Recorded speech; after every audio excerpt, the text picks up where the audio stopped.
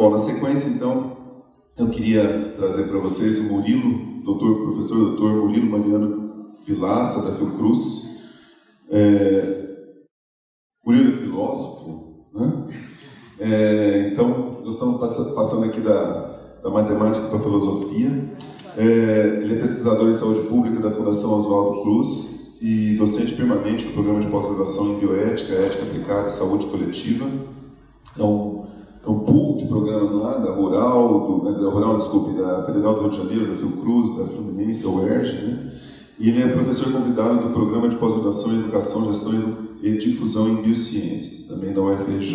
Doutor em Filosofia, e a tese dele versou sobre o melhoramento humano por meio de biotecnologia, analisando todo esse debate entre bioconservadores, anti-melhoramento e transhumanistas anti-melhoramento, que eu não faço a menor ideia do que seja, mas eu gostaria então de trazer nada melhor do que a própria pessoa, né, para nos falar sobre o nosso tema aqui na mesa redonda. Obrigado. Bom dia a todos. Queria também agradecer pelo convite que me foi feito, vir ao Unesp falar sobre esse tema, que foi o tema que eu desenvolvi no meu doutorado em Educação. É muito interessante para mim, e eu vou focalizar para tentar ficar bem restrito ao tema plágio. Vou fazer uma introdução muito rápida sobre o que eu diria que é a contextualização desse problema. Depois eu parto diretamente para o plágio. Se der tempo, no final eu vou tratar de um caso que me parece um caso bem interessante, que diz respeito não a plágio, mas a um outro tipo de fraude em autoria. Eu vou começar, depois da introdução, fazendo uma tentativa de definição de categorias, que é uma coisa que o filósofo sempre tenta fazer, para a gente tentar trabalhar a partir delas. Eu vou fazer uma abordagem um pouco distinta da que foi feita ontem, embora ela seja também complementar. Eu queria só saber se em algum momento seria possível abrir um PDF, fechar eu te indico que eu trouxe um exemplo de um relatório que é provido por um programa de antiplágio, só para ficar, vamos dizer assim, na imagem, para vocês verem como é que funciona isso, mas se não der também não tem tanto problema. Então, o tema da nossa palestra, da minha palestra, é esse: o plágio na pesquisa acadêmica, as múltiplas faces do problema.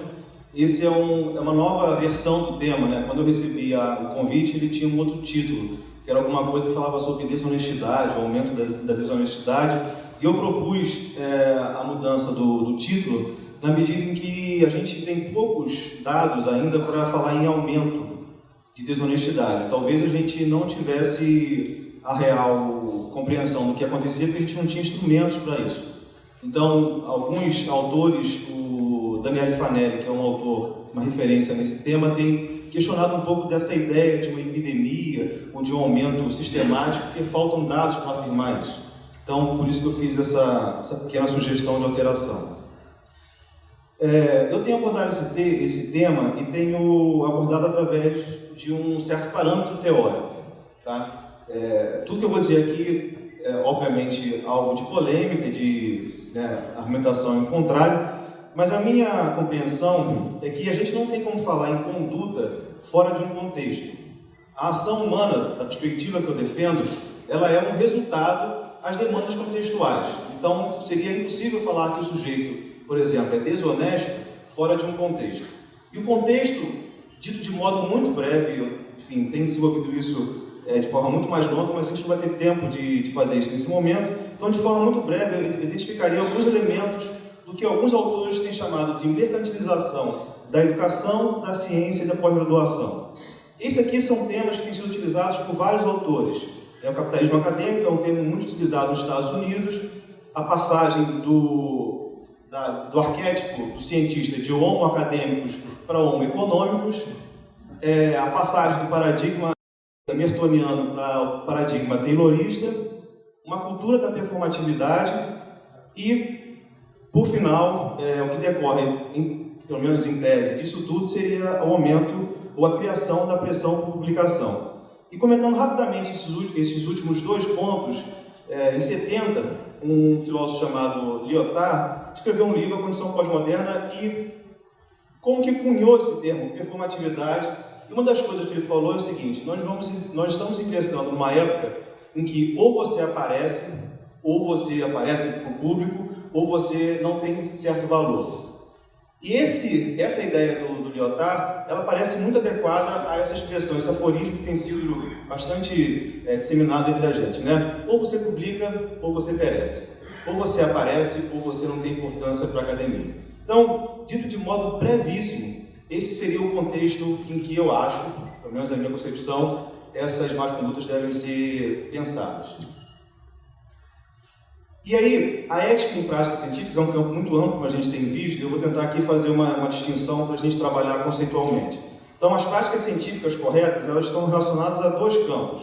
As normas ou regras da bioética, que dizem respeito, vamos dizer assim, à proteção da vida, tanto de animais humanos quanto não humanos, e um outro campo, um outro subcampo, que seria a integridade científica.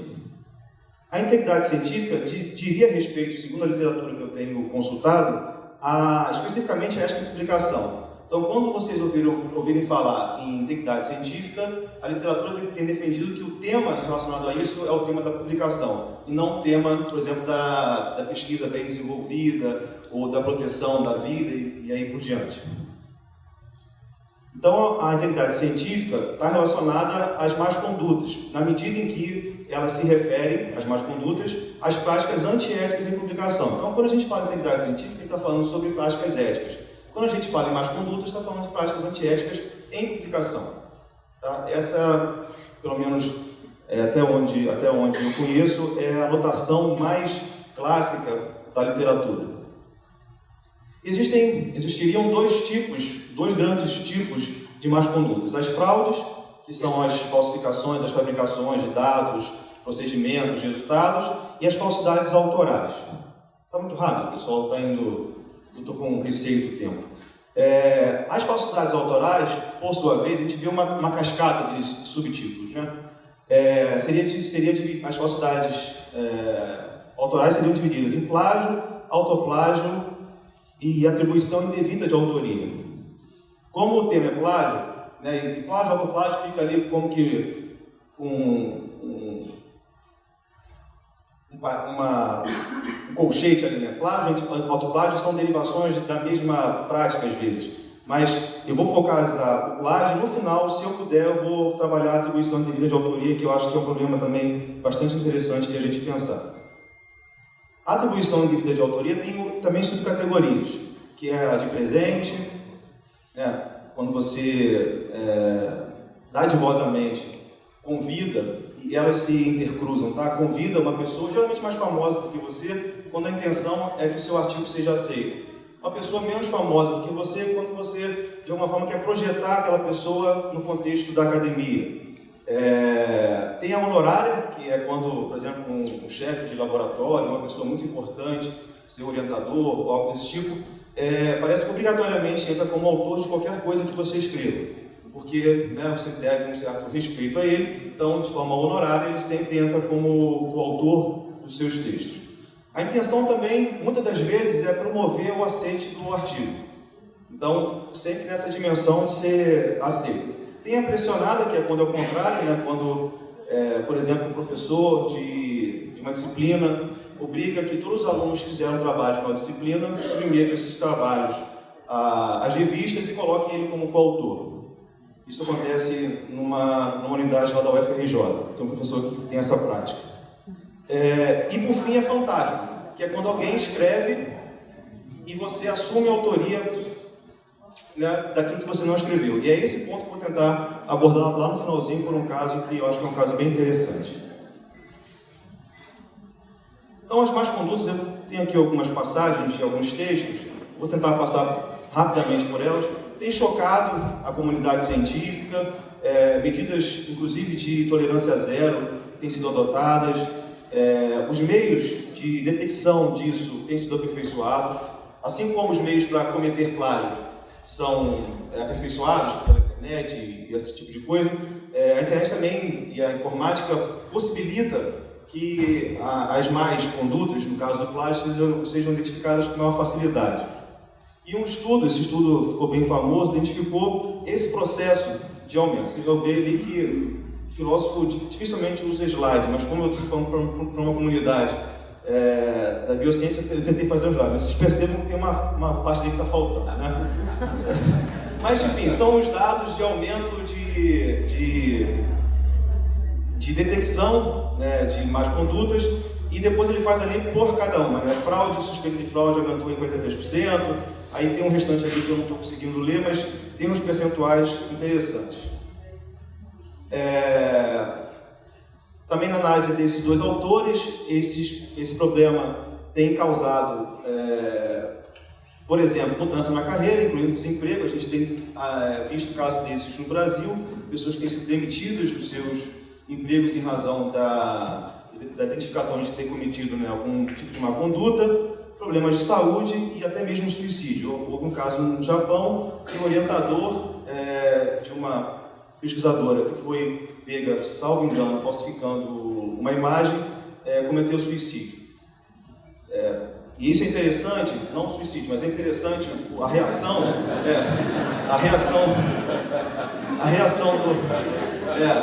não é que seja legal, né, a pessoa se suicidar, mas a concepção, talvez, daquela sociedade que ia cometer uma má conduta, porque dizem, pelo menos, que é uma sociedade baseada na honra ainda, se torna insuportável esse tipo de situação. Isso é bastante incomum, não sei se algum brasileiro já se suicidou.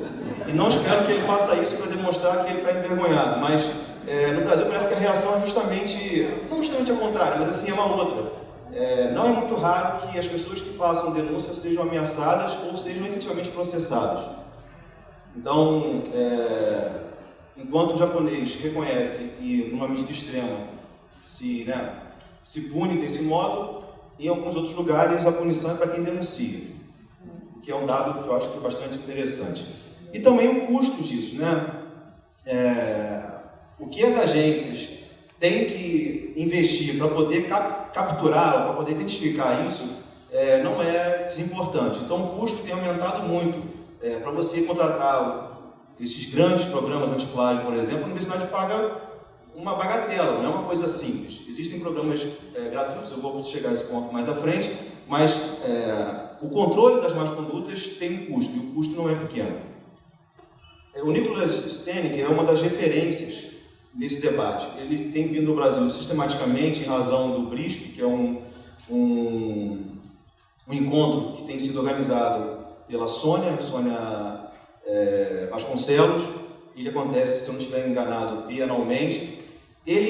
Então, essa agência tem, baseada no Nicholas, tem dito que os pesquisadores não estão preparados para os desafios e complexidades do mundo acadêmico. Eu chamo a atenção para essas duas palavras, porque filósofo não tem outra coisa para mexer senão com palavras, né? Não tem objeto a não ser as palavras. E as palavras para a gente são muito caras. Desafios e complexidades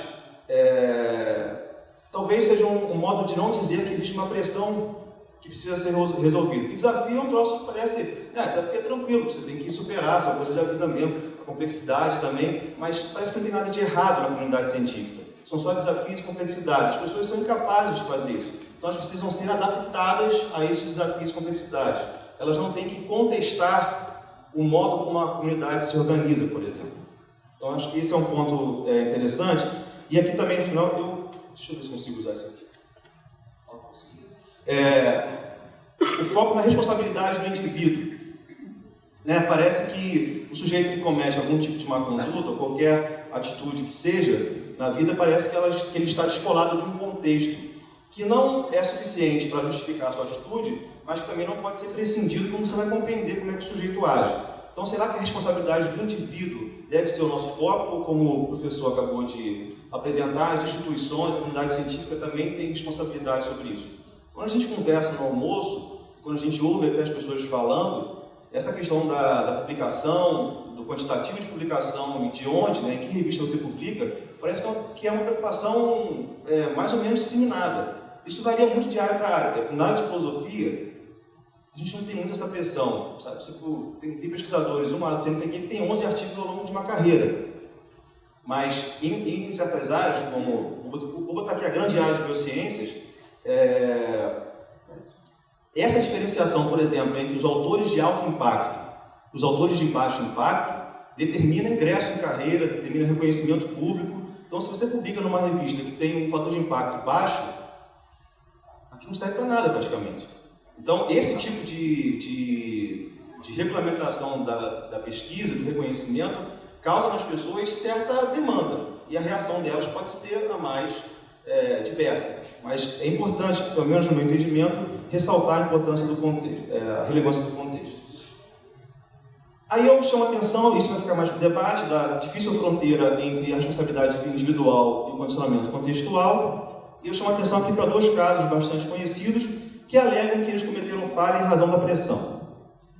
Aí, obviamente, o que vem à mente, talvez, em primeiro plano, é o seguinte: é fácil você buscar essa alternativa, né? Dizer que você fez isso porque estava sendo pressionado. E aí tem um comentário do professor Volpato que diz o seguinte: se lhes disserem que a competição de publicação tem feito com que apareçam autorias fraudulentas, não acredite.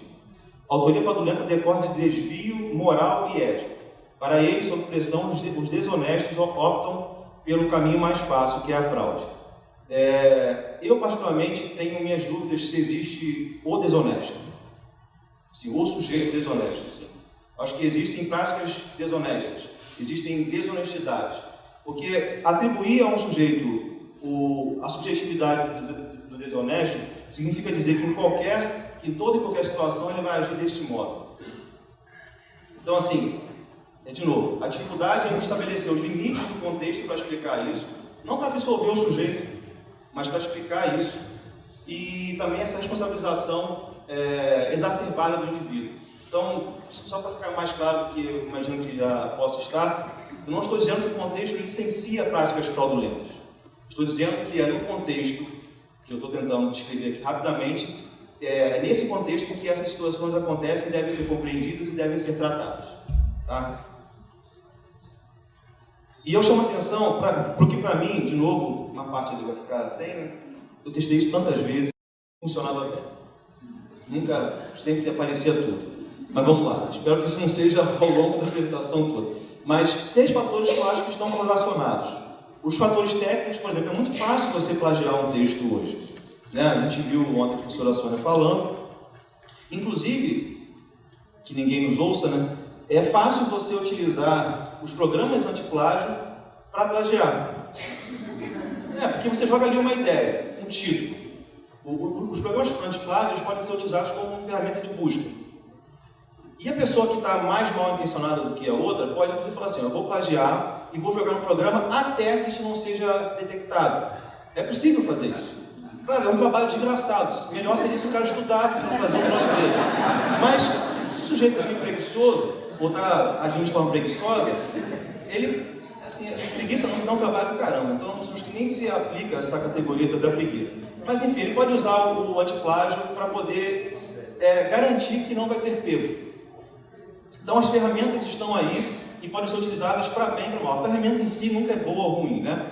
Elas podem ser utilizadas, né, de modo bom ou de modo ruim. O que se chama de cientometria quantitativa ou quantitativista, também existe esse termo, e a gente sabe, né? Eu tenho defendido uma tese bastante fácil de defender, que o artigo é a moeda do momento, né? Então, o filósofo, por exemplo, tradicionalmente escrevia livros, e livros se escreve ao longo de, às vezes, uma vida, né? Então, o sujeito que vai ser avaliado por artigo, ele vai deixar de publicar um livro que tem ideias, né, diferentes, mas que são complementares, vai pegar esse livro e vai, né, separar, dividir aí em 10 artigos para poder dar conta da demanda da avaliação da CAPES. Mas só lembrando que na filosofia isso é bem menos forte, bem menos requisitado, mas está começando. Eu, quando estava fazendo doutorado, ouvi do coordenador que a gente precisaria encontrar revistas, o tema é bem interessante, para escoar melhor a produção. Escoar a produção é um termo tipicamente do capitalismo, né? Então, essa era a ideia que ele tentava passar para a gente. E aqui, nessa última parte, eu dizia, né, que a busca pela liderança, pelo prestígio acadêmico, ou até mesmo pela sobrevivência no meio acadêmico, porque se você faz parte de um programa de pós-graduação e ele tem lá um critério quantitativo para você se manter no quadro permanente, se você não atinge essa meta, as pessoas usam o termo sarrafo, né? Sarrafo é aquele negócio salto em altura, por exemplo, né, das Olimpíadas, o cara tem que ultrapassar aquele sarrafo. Se ele bater ali, ele cai, perde a prova. Então o sarrafo tem cada vez aumentado mais.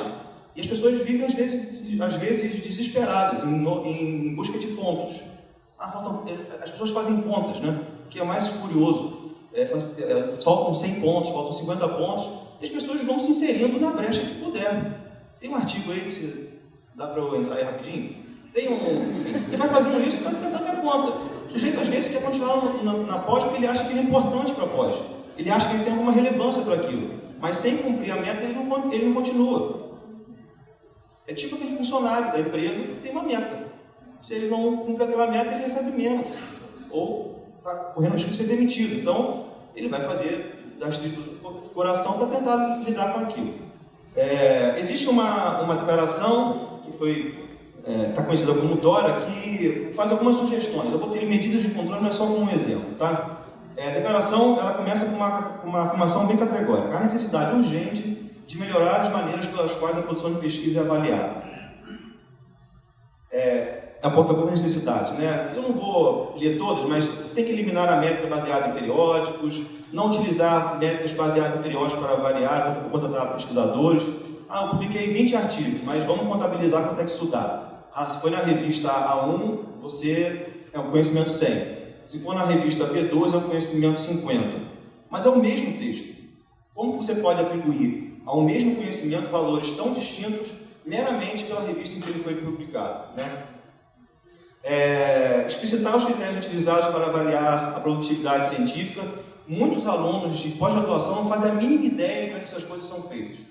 E entram no jogo, o jogo já sendo jogado, sabe? Aquele cara que entra no segundo tempo e tem que se inserir naquela lógica ali sem poder nem aquecer. Né? Ele tem que entrar e já correr, já fazer gol, já publicar em revista de impacto e vamos lá. Ampliar a gama de fatores de impacto considerados. Quando a gente pega a avaliação do ACAPES, tem lá um quesito impacto social, que é o último quesito. Há áreas em que ele vale 0. Peraí, você tem um quesito impacto social que vale 0. E quando muito ele vale 5%, 10%, acho que no máximo. E em algumas áreas, esse quesito é avaliado pelo site do programa na internet. O impacto social é o site do programa na internet, atualizado. Então, assim, há impacto social mais relevante do que esse? Certamente há. Incentivar práticas de autoria responsáveis, que, no meu entendimento, tem que vir concomitantemente à redução da pressão por publicação, porque ser responsável com uma faca no pescoço, né, em termos de ética, por exemplo, se alguém comete uma má conduta, comete um crime com uma arma na cabeça, a gente pode atribuir a atitude dele uma falta de opção, né? Então, você ficar o tempo todo com uma faca no pescoço e tendo que ser responsável ao mesmo tempo, talvez não seja a questão mais fácil. Capitalizar as oportunidades que a publicação online oferece. Curiosamente, tem havido uma escassez fictícia, que assim, por que uma revista só pode publicar 20 artigos? 10 minutos. Vamos lá. Fica a pergunta. Então, plágio, autoplágio, aqui existe, não vou passar um pouco, tá? As definições do relatório da Comissão de Integridade de Pesquisa do CNPq, que é você utilizar partes ou todo, obviamente, resultados, conclusões que foram publicadas pelo outro autor, como se fossem suas. Aí tem definição de autoplágio. Autoplágio é um troço um pouco mais, um pouco menos preocupante, pelo menos por parte da comunidade científica, embora seja uma coisa bem esquisita, quando você copia a si mesmo. Tá, você não tem um outro sujeito que está sendo lesado, mas você está lesando a comunidade dizendo que aquilo é inédito. Então a preocupação é muito mais com o plágio do que com o autoplágio. Salvo engano, no código da FAPESP não existe definição de autoplágio. Não sei se o professor poderia me corrigir, mas não existe definição de autoplágio no código da FAPESP. Eu só encontrei a definição de autoplágio nesse relatório do CNPq. E aqui está a definição de plágio, que é um pouco parecida com a do CNPq, a definição do Código de Boas Práticas Científicas. Os danos objetivos causados pelo plágio são os direitos autorais, né, quando você não respeita os direitos autorais, O sistema de recompensa da ciência, que é baseado, né, enquanto você publica, também fica em xeque, porque você atribui a si mesmo um produto, que é o termo utilizado pela CAPES, um produto que não foi você que produziu, esse produto vai servir para você, para o seu benefício, mas, enfim, esse sistema funciona desse modo. Então, se você atribui a si coisas que você não fez, você está distorcendo esse sistema. E o aumento do trabalho de professores, editores e revisores. Eu tive agora um caso de um conjunto de 17 trabalhos finais da disciplina que eu estava ministrando, 5 tinham plágio. Eu tive que refazer isso milhares de vezes, porque, sabe, você vai alegar uma coisa que é grave, você tem que ter muita certeza disso, né, para não incorrer numa injustiça. Então, eu acho que todos os professores, em certo sentido, deveriam passar sobre os trabalhos dos alunos e artigos e coisas desse tipo, teses, citações por programas, na medida em que essas coisas têm acontecido. Isso aumenta muito o trabalho, né? Uma coisa que você poderia ler o trabalho, simplesmente você vai ter que passar por um programa, e às vezes não é tão simples de identificar, porque às vezes são partes de texto, você tem que compor aquele bricolé lá, e é difícil para você constituir prova material de que aquilo foi feito e foi feito daquele modo, né? Aqui tem um quadro que eu estou, esses autores aqui, enquadraram, vamos dizer assim, os dados desse autor aqui, que é sobre o modo como tem sido abordado o problema do plágio em algumas universidades. Então, em universidades americanas, a preocupação com plágio, há informações sobre isso, a punição corresponde a um trimestre de suspensão ou 40 horas de trabalhos comunitários. No Reino Unido, nessas universidades, a punição envolve a suspensão ou expulsão. As escolas disponibilizam no website a declaração de autoria para o aluno. No Japão, plágio inaceitável por reprovação automática. Na Austrália, o quase refugiado. A punição consiste na atribuição de nota 0. Na África do Sul, nessas universidades, não há punição prevista, mas há informações sobre o caso. No Brasil, nessas universidades, né, que estão listadas aqui, possui informação sobre plágio, que é considerado um ato inadmissível, e o aluno é reprovado na disciplina. Eu não sei até que ponto essa punição é suficiente, reprovar na disciplina, porque o aluno ele acaba, às vezes, fazendo um jogo, que é o jogo do risco. Só, eu não sei fazer esse trabalho, ou não quero fazer. Se eu não fizer, ou se eu fizer mal, eu vou ser reprovado. Se eu copiar, eu tenho mais chance, porque vai que o cara não pega. Porque nem todo professor passa por programa de autoplágio. Lá, por exemplo, no programa que eu participo, eu acho que talvez só eu faço isso. Os alunos parece que não vão se inscrever mais nas minhas disciplinas. Mas, fazer o quê? Eu sou muito rigoroso. Então, é um risco que ele pode, e é um risco que pode ter benefício. Então, será que só a reprovação na disciplina é suficiente? Essa é uma pergunta que pode ficar para a nossa discussão. Vou tentar correr um pouquinho mais, tá? Os critérios de autoria estão claros. Eu vou passar aqui por uma parte da apresentação que me parece uma parte mais menos descritiva, mais filosófica, alguma coisa assim, que é essa definição de quem é o autor. Eu fiz uma abordagem, eu fiz uma pesquisa nas instruções aos autores nas revistas que estão no Cielo. Fiz pelas Ciências da Saúde e depois fiz com as Ciências Humanas. Então, de 84 periódicos listados e em atividade lá no Cielo, 39 possuem critérios de autoria. Via de regra, é essa norma aqui que é utilizada por todas as revistas, né? Desse comitê aqui de editores. Aqui a gente vê a partícula end, né? Então você tem que fazer isso, mais isso, mais isso, mais isso. Mas isso varia muito de revista para revista. Por exemplo, pelo menos um daqueles critérios. Essas revistas aqui só cobram um daqueles critérios. Pelo menos 2. Essa revista aqui cobra que ele tenha participado de 2 daquelas 4, dos 4 passos lá. E esses aqui, que é a grande maioria, cobram que todos os passos. Aí tem um exemplo aqui que é um exemplo curioso. Essa revista aqui, cada autor deve assumir responsabilidade por pelo menos um componente. Então, se ele fez aqui a aprovação final, ele já é autor. Ele pega o texto, lê, fala, aprovado. E coloca o nome dele automaticamente. Então, a definição do que é ser autor, ela varia muito na área de biociências.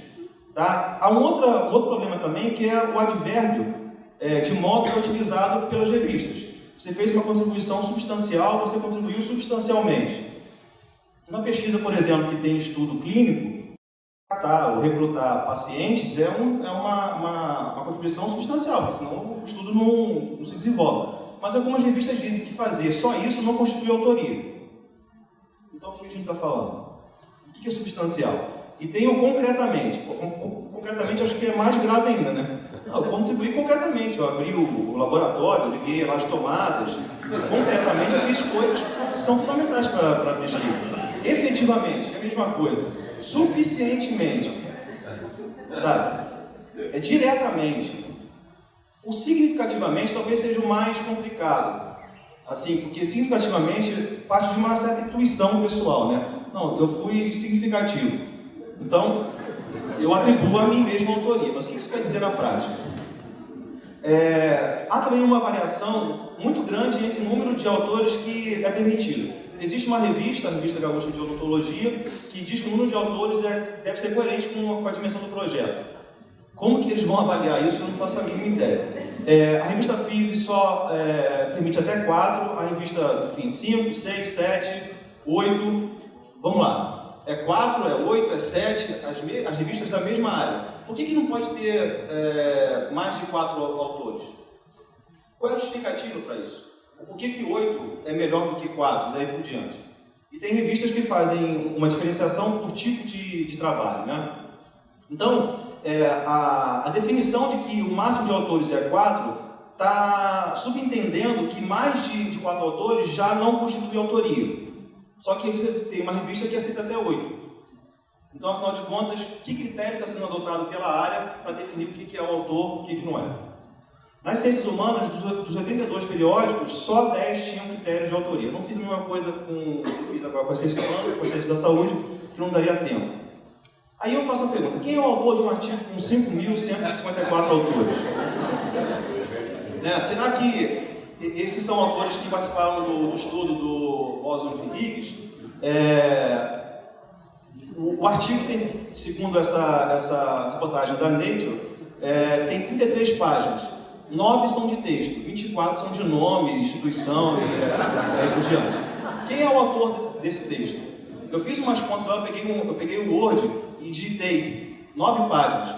É como se cada um escrevesse quase uma palavra, sabe? Assim, um pouco mais de uma palavra cada um. Então você fica pensando, o que você está falando? Informações sobre plágio, vou tentar correr mais ainda. 84 listados, 25 com informações.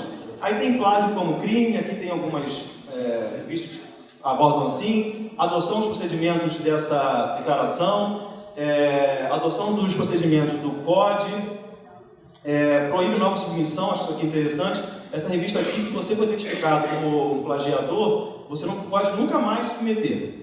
Essa revista aqui, você fica proibido por 5 anos. Há algumas declarações meio triviais, né, que a gente repudia, ótimo, o plágio, não sei o quê, daí por diante, mas não tem nenhuma informação mais consistente. O autor deve declarar que não cometeu plágio, que parece que deveria ser subentendido, né? Há periódicos que na primeira linha das informações dos autores já falam sobre plágio, que me parece bastante significativo. Informam que usam programas antiplágio, alguns listam, informam qual é o programa, então o sujeito já pode fazer um teste, né? Antes de mandar, ele já vai lá, utiliza o programa e vê se vai ser pego ou não. E alguns possuem critério quantitativo, eu só encontrei alguns não, né? Que superior se você faz um teste de plágio e ele identifica mais de 500 palavras, você já pode ser identificado como plagiador. O curioso, e aí eu não sou tão experiente quanto o professor Assônia, mas eu tenho os meus causos também.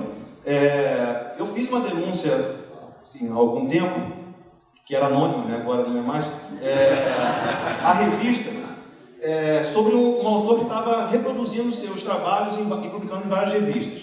Na análise que eu fiz, havia alguma coisa em torno de 2.100 e alguma coisa de termos idênticos.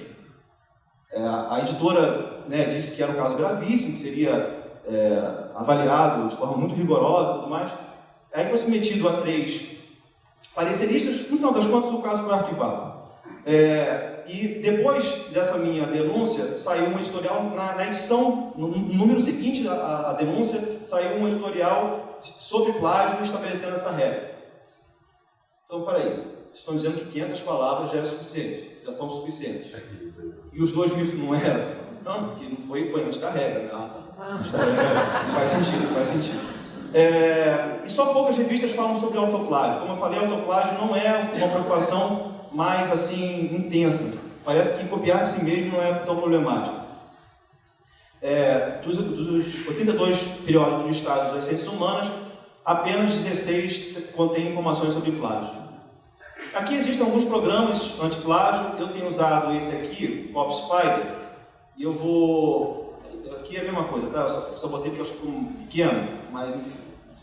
Ele faz isso aqui, ó. Você coloca o trabalho e ele vai identificar na internet quais são os textos parecidos. Ele vai te dar um total de informações, um total de cópias, daí por diante. Você pode imprimir isso aqui, visualizar. Aí, se eu tivesse uns minutinhos a mais, eu poderia mostrar como é que isso fica na prática. Mas eu teria que sair da apresentação, abrir um PowerPoint, um PDF e depois voltar. Acho que isso vai demorar muito tempo, né? Não continuar. Tá. Mas enfim, vocês têm a clareza, assim, que o texto aparece em vermelho. Tudo que for idêntico aparece em vermelho. Então você não precisa ficar identificando você mesmo. O próprio programa já identifica e já marca isso para você. Algumas das alegações de quem plagia é desconhecimento da norma, não sabia que precisava referenciar.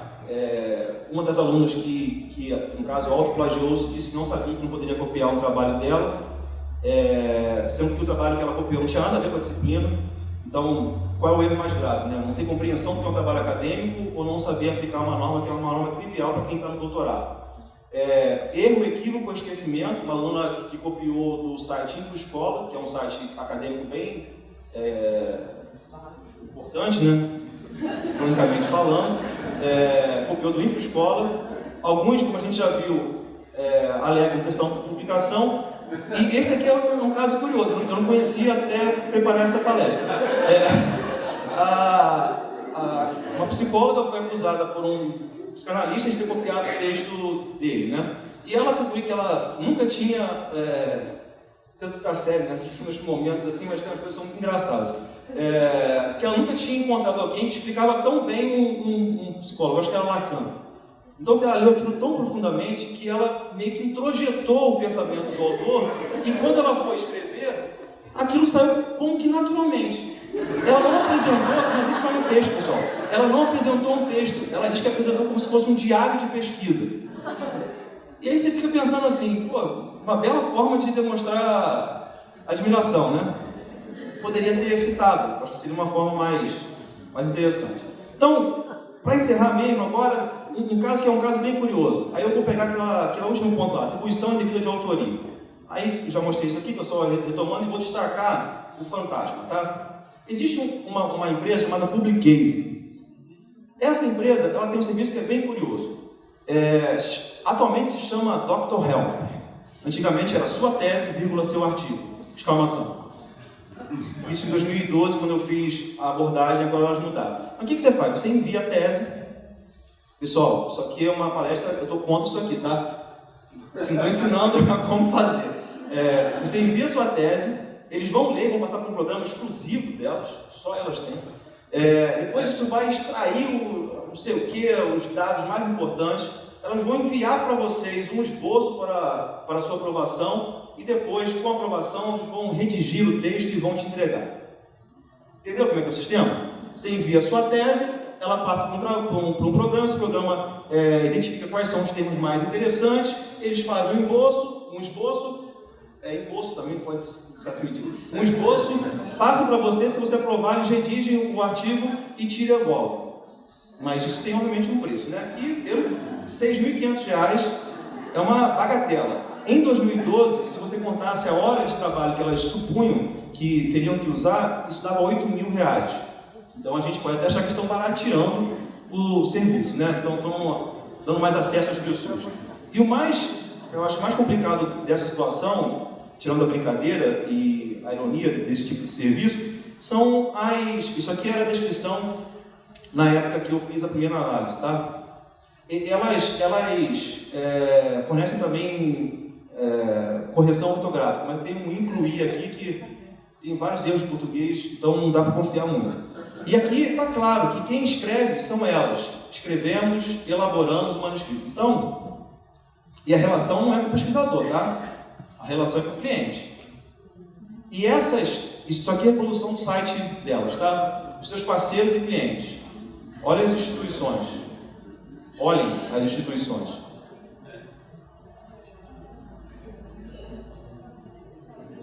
Tem uma galera, né? Uma galera importante. E a pergunta que eu deixo é quem é o autor do artigo feito pela Publicase. Né? Pessoal, obrigado. Desculpa se eu ultrapassei muito tempo, tá?